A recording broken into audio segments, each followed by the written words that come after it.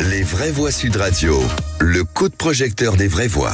Si nous étions attaqués sur des sujets commerciaux, l'Europe, comme une puissance qui se tient, devra se faire respecter et donc réagir. Trump n'aime pas qu'on lui tienne tête et du coup, ce matin, il menace de taxer à hauteur de 200% les vins de l'Union européenne et le champagne français. C'est la fin de nos exportations sur le marché américain. L'Armagnac, pour le coup, j'en suis le représentant. C'est notre premier marché en valeur et deuxième en volume. Rappelons quand même que si l'Union européenne a décidé de taxer les produits américains, c'est en réponse à les mesures prises par Donald Trump qui depuis hier taxe l'acier et l'aluminium européen.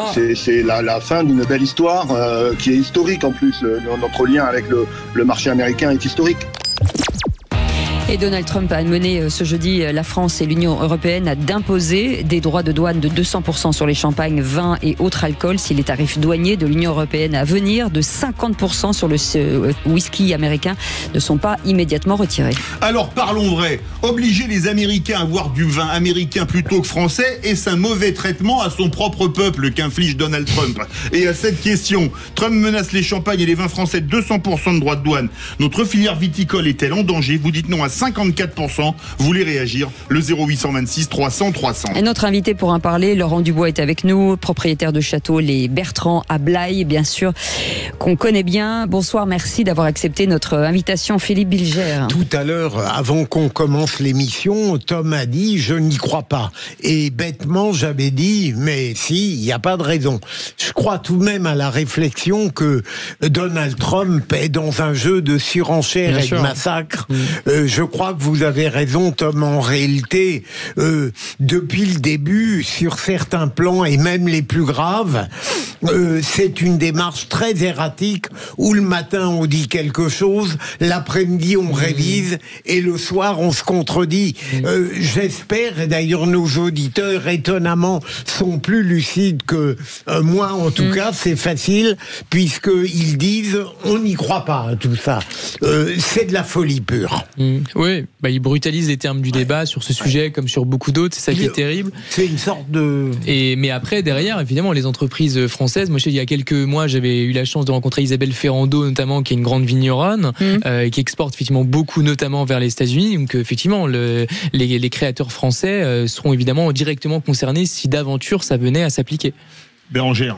Moi, les vignerons, tout le monde sait mon affection. Je suis bitéroise, de terre vigneronne, famille vigneronne.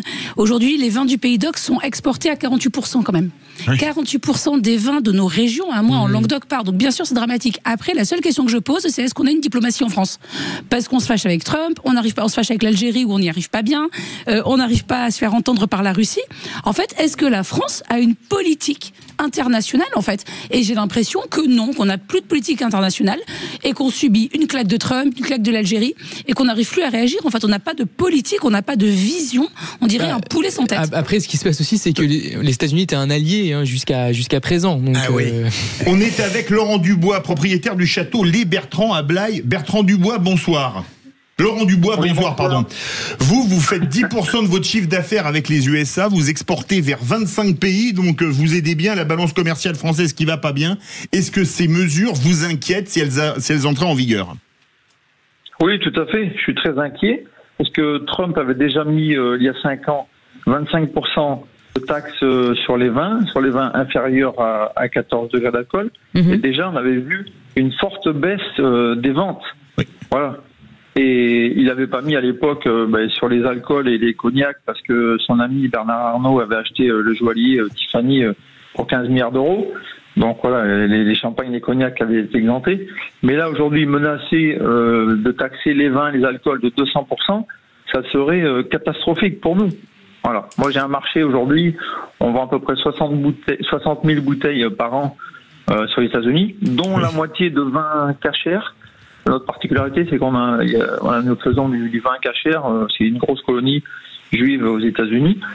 Et donc, moi, les gros clients, enfin les acheteurs, me diraient, c'est impossible d'appliquer 200% de taxes sur tes vins. Quoi. Donc, ils se retourneraient sur d'autres vins, sur d'autres pays. On va dire communauté plutôt que colonie. Vous voulez réagir? Oui, juste moi ce matin, mon mari, qui est un commercial, on a une entreprise, me dit, tu sais, Trump a juste fait la technique du bon vieux commercial. Il a tapé très très très fort pour faire monter un petit peu les enchères. Il va redescendre derrière et il aura obtenu un peu plus que ce qu'il avait. C'est juste de la technique commerciale où on n'ira pas à 200%, mais on a fait suffisamment peur pour arriver à avoir une négociation favorable. Et ce qu'il faut avoir en tête aussi, c'est que... Oui, c'est vrai que ça s'est fait, il a fait comme ça. Il le fait tout le temps. C'est ça, il le fait.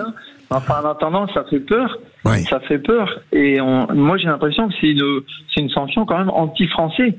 Parce que les cognacs, les alcools et les vins, c'est quand même une grande partie. Alors là, ils veulent taxer tous les produits européens, alors les Français en particulier, parce qu'il y a quelques années, vous en parliez, ils avaient taxé, à mesure d'attention, les vins français, mais pas les vins italiens ou espagnols, par exemple, vous avez pris des parts de marché.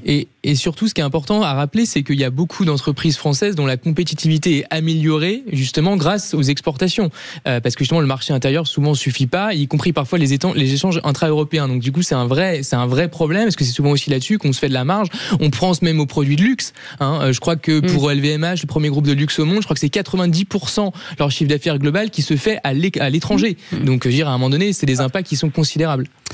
Merci beaucoup, Laurent. Et puis, je vous rappelle que Poutine est en train de faire la même chose avec son allié stratégique, la Chine, puisque c'est pareil, il va taxer les voitures aussi un peu plus. Merci, les voitures chinoises. Les voitures chinoises, absolument. Merci en tout cas. Merci à vous et tout notre soutien. Absolument, à très bientôt. Merci Philippe Bilger, merci Tom Conan, merci beaucoup Bérangère Dubu. Vous restez avec nous dans un instant, on va parler automobile. Avec Philippe, on va parler effectivement de Triumph, qui est devenue la 5e marque du marché français en 2024, en tout cas pour des motos. Et on va revenir aussi sur ce récidiviste de 24 ans qui est laissé en liberté sous contrôle judiciaire après une collision mortelle sur la route. Est-ce qu'on fera le point en disant est-ce que sous stupéfiants et drogue en récidive quand même. Est-ce que la justice est trop laxiste sur les violences routières? Et puis on vous parlera de Carbon Waters qui révolutionne l'industrie avec des solutions assez intéressantes. Absolument, des solutions fabuleuses pour baisser la consommation, pour améliorer la qualité des produits usinés, et ils sont dans les finalistes du Grand Prix ACF Autotech dont Sud Radio est partenaire. Allez, on en parle dans un instant, à tout de suite. Alta